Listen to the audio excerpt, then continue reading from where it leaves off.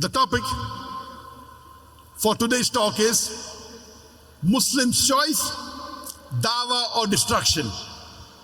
Allah has given us the choice to the Muslims, dawah or destruction.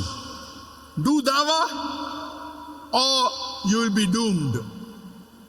I start my talk by quoting a verse from the glorious Quran, from Surah Tawbah, chapter number 9, verse number 24, which says, this Surah Tawbah, chapter number 9, it is the most militant surah of the glorious Quran.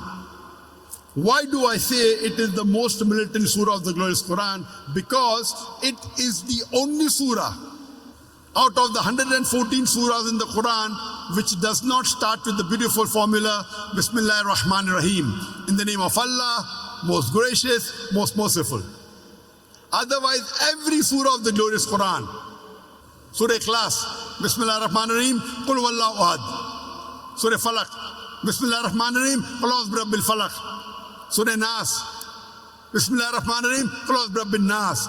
Every surah of the glorious Quran, except for Surah Tawbah, chapter number 9, begins with the beautiful formula, Bismillahir Rahmanir Rahim, in the name of Allah, most gracious, most merciful.